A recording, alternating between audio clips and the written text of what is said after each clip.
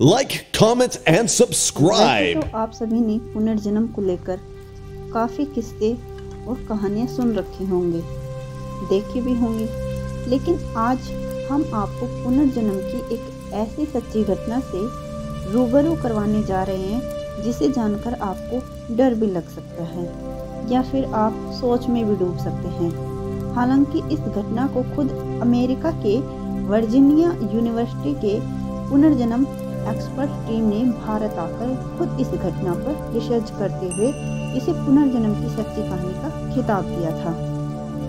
तो स्वागत है आप सभी का आपके अपने यूट्यूब चैनल शेखावत जी पर। आज हम आपके लिए लेके आए हैं पुनर्जन्म की एक कहानी जो कि विश्वास से परे होती है।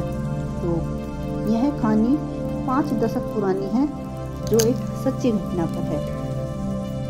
पुनर्जन्म की घटना 5 दशक पुरानी उत्तर प्रदेश के इटावा जिले के सफीपुरा गांव की है। एक इटावा जिला होता है जो आपने सुना होगा, वहां के एक सफीपुरा गांव होता है। यह कहानी उस गांव की है। उस दौर में न तो घरों में बिजली हुआ करती थी और न ही कोई आज के ज़माने की तरह की सुख सुविधाएं जो हमारे वर्तमान में इर्द गिर्द रहती हैं। इसी बीच साल 1968 में एक गरीब ठाकुर परिवार में एक लड़की का जन्म हुआ था। घर वालों ने लड़की का नाम सुमित्रा रखा। उस दौर में गांव में रहने वाले ग्रामीण अपने परिवार का पालन पोषण करने के लिए शहर जाकर नौकरी करते थे। सुमित्रा के पिता भी शहर में नौकरी करते थे। सुमित्रा और उसकी माँ घर में अकेली ही रहती थी। एक दिन अचानक उसकी माँ की मौत हो गई। माँ की मौत के बाद पिता ने अपनी बेटी को अपने किसी अच्छे से रिश्तेदार के घर रहने के लिए भेज दिया। और माँ की मौत के बाद जो सुमित्रा थी वो अकेला फील करती थी। काफ़ी समय से ये सिलसिला चलता रहा। कुछ समय बाद सुमित्रा अपने पिता को बहुत ही याद करती थी, लेकिन पिता शहर में थे, उनकी भी मजबूरी थी नौकरी करने के लिए। आर्थिक स्थिति ठीक न होने के कारण सुमित्रा कभी स्कूल न जा सकी और अकेले होने की वजह से वो काफ़ी परेशान रहती थी।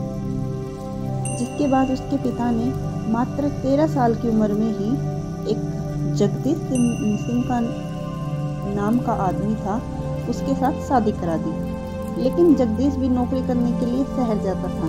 यहाँ पर भी सुमित्रा को अकेला महसूस होता था, लेकिन यहाँ पर वह अपने सास ससुर के साथ रहती थी और वो अपने सास ससुर के साथ ज़्यादा घुल मिल नहीं पाई थी, इसलिए वो यहाँ पर भी अपने आप को अकेला महसूस करती थी। इसी बीच साल 1984 में उसने एक बेटे को जन्म दिया। बेटे को जन्म देने के बाद अब उसका अकेलापन काफ़ी हद तक कम होने लगा था। उसकी सोनी सी जिंदगी में कोई उजाला बन के आया था जो उसका अपना बेटा था। वो अपने बेटे को अपनी जान से ज़्यादा चाहती थी। जब मैं पानी भरने या घर के किसी भी काम को करने के लिए बाहर जाती तो वो अपने बेटे को अपने सीने से लगा कर रखती और उसे अपने साथ लेकर जाती। जब भी एक दिन सुमित्रा पानी भरने के लिए बाहर जा रही थी तो सुमित्रा ने अपने बेटे को गोद में उठाया और वहाँ से चल पड़ी। वो कुएं पे जाती है, पानी भरती है और वहाँ से लौटने लगती है। उसके एक हाथ में घड़ा और एक हाथ में उसका अपना बच्चा होता है। दरअसल अचानक तभी एक घटना घटती है। उसके साथ कुछ ऐसा होता है कि जो लोग होते हैं वो उसे देखकर डर जाते हैं। अचानक से सुमित्रा के दोनों हाथ आसमान की तरफ मुड़ गए। आँखों की जो पुतलियाँ हैं वो चारों तरफ घूमने लगी और जोर जोर से वो अपने दांत किटकिटाने लगी। ये सब देखकर उसका बेटा भी रोने लगा। अचानक से वहाँ पर सभी लोग इकट्ठा हो गए। सब लोग उसको बुला रहे थे, सुमित्रा सुमित्रा, लेकिन उसके हाथ से घड़ा छूट जाता है और जो उसके हाथ में उसका बेटा होता है वो उसको पकड़े हुए है और वो पुतला बनी खड़ी हुई थी। उसके दोनों हाथ हैं वो ऊपर की ओर उठे हुए हैं, पीछे की ओर और मुड़े हुए हैं और आँखों की जो पुतलियाँ हैं वो चारों तरफ घूम रही है और दांत किटकिटा रही है। सभी लोग उसको बोलते हैं सुमित्रा सुमित्रा, तभी अचानक से उसका बच्चा जोर से रोने लगता है और सुमित्रा की आँखें खुलती है, मतलब कि वो होश में आती है और वो अपनी चारों तरफ लोगों को इकट्ठा देखती हैं। जब लोगों को इकट्ठा देखा तो उसने पूछा कि क्या हुआ, मेरे साथ क्या हुआ, लेकिन लोगों ने कहा नहीं नहीं कुछ नहीं हुआ, लेकिन उसे जो कुछ उसके साथ हुआ उसे याद तक नहीं था। इसी तरह यह अटैक या फिर दौरा उसे बार बार परेशान करने लगा। अब तो लोगों के साथ साथ उसके इस दौरे की खबर उसके सास ससुर को और उसके पति को भी लग चुकी थी। जब उसके पति को यह सूचना मिली तो वो शहर से गांव आया। हालांकि सुमित्रा को अपनी इस मजबूरी के विषय में पूरी जानकारी हो चुकी थी, इसलिए अब वह अपने बच्चे से भी दूरी बनाने लगी थी। अब सुमित्रा का पति मजबूरी में घर पे ही रहने लगा। उसने सोचा कि घर पे रह के ही या मतलब गांव में खेतों में काम करके कमाई करेगा। अगर वह शहर गया तो उसका छोटा बच्चा है, उस पर कहीं सुमित्रा दौरे आए और उस पर अटैक न कर दें। तब सब कुछ ठीक चल रहा था, 5-6 महीने सब कुछ ठीक चला, लेकिन अचानक 16 जुलाई 1985 की दोपहर को एक बार फिर सुमित्रा को अटैक आया और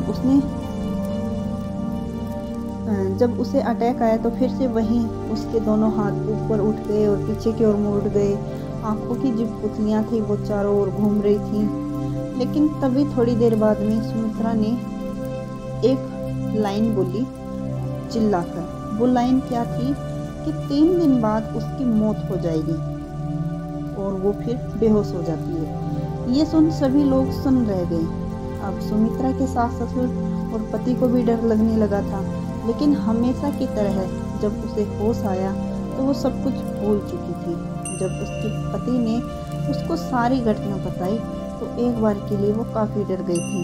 उसका पति उसे बताना तो नहीं चाहता था, लेकिन मजबूर में उसने बताया सुमित्रा को कि तुम्हें क्या हो जाता है कि तुम्हारे दोनों हाथ ऊपर हो जाते हैं, पीछे की तरफ मुड़ जाते हैं, तुम दांतों को किटकिटाती हो और तुम्हारी जो आंखों की पुतलियां हैं वो घूमने लगती हैं।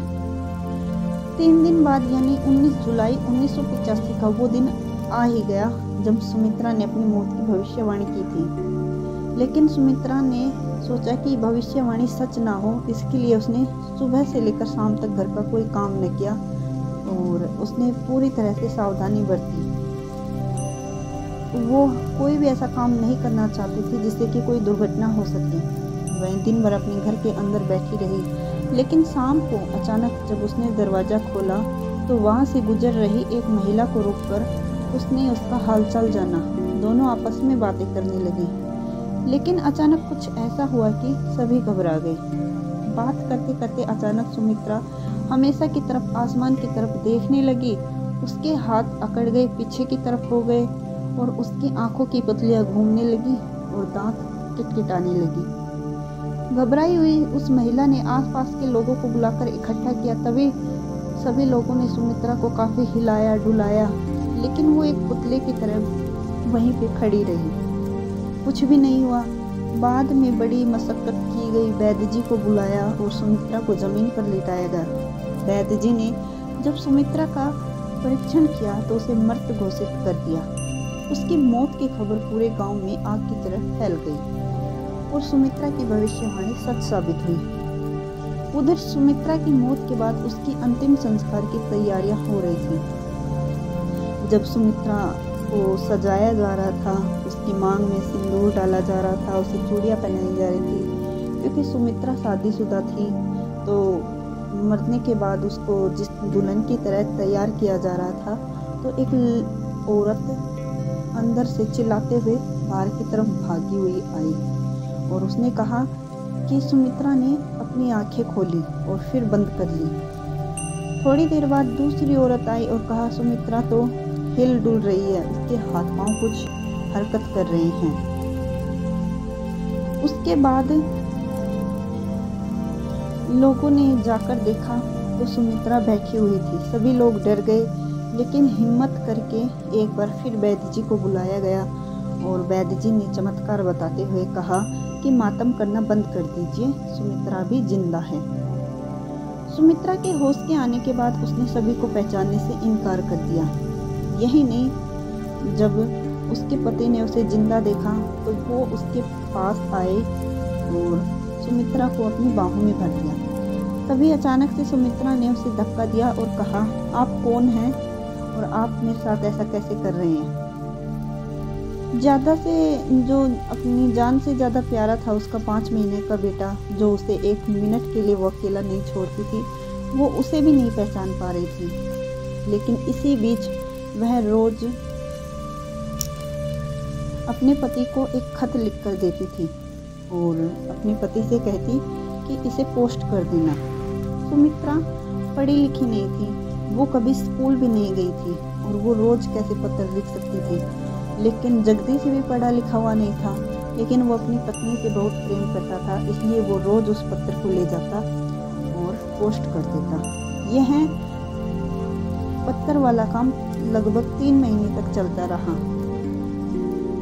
20 अक्टूबर को 1985 को उसी गांव में एक आदमी आया और उसने गांव के कुछ लोगों से सुमित्रा के बारे में जानकारी जुटाई। उसने पूछा कि यहाँ पर कोई ऐसी एक महिला रहती है जिसे अजीब सी हरकत हो, अजीब सा बदलाव हो। सब लोगों ने सुमित्रा के बारे में बताया। सुमित्रा के पति ने उससे पूछा कि आप कौन हैं, तो उसने बताया कि उसका नाम रामसिया त्रिपाठी है। वह इटावा जिला के दिबियापुर गांव का रहने वाला है। पैसे से वो एक लेक्चरर है। उसकी बात सुनकर सुमित्रा दौड़ी चली आई और उस आदमी को पिताजी कहकर बुलाया और अपने पिताजी की बाहों में चली गई। सुमित्रा ने उस आदमी को पिताजी कहकर बुलाया और कहा कि पिताजी, मैं सुमित्रा नहीं बल्कि आपकी बेटी शिवा त्रिपाठी हूँ। ये सुनकर सभी हैरान रह गए। हालांकि इस बात को लेकर राम सियाराम काफ़ी परेशान थे, तो वो चलते वक्त सबूत के तौर पर उन्होंने एक एल्बम लिया और बैग में डाल लिया। जब उन्होंने अपनी बेटी शिवा को उर्फ सुमित्रा को उनकी बेटी की शादी का एल्बम दिखाया, जिसके बाद सुमित्रा से खुद को शिवा बताने वाली महिला ने फोटो में दिख रहे एक के बाद एक लोगों को पहचान लिया। उसने ये भी बताया कि 24 अक्टूबर 1962 को मेरा जन्म एक ब्राह्मण परिवार में हुआ था और 18 साल की आयु में मेरी शादी छेदीलाल नाम के आदमी से हुई थी। मैंने ग्रेजुएशन की डिग्री हासिल कर अपने पिता की तरह ही लेक्चरर थी। मेरे 2 बेटे हैं और अपने ससुराल में मैं सबसे ज़्यादा पढ़ी लिखी थी। शायद इसीलिए मुझसे मेरी ननंद नाराज रहती थी और उसने मेरे सर पर जानलेवा हमला किया और मुझे मार दिया। यह सुनकर राम सियाराम रोने लगे और सुमित्रा शिवा को गले लगा लिया। अब सब कुछ साफ होने लगा था, क्योंकि सुमित्रा की मौत और शिवा की हत्या में केवल 24 घंटे का ही फर्क था। शायद इसलिए सुमित्रा ने 3 दिन पहले ही अपनी मौत की भविष्यवाणी की थी। फिलहाल वह अपने पिता के साथ खुशी खुशी अपने घर वापस लौट आई थी। वहीं जब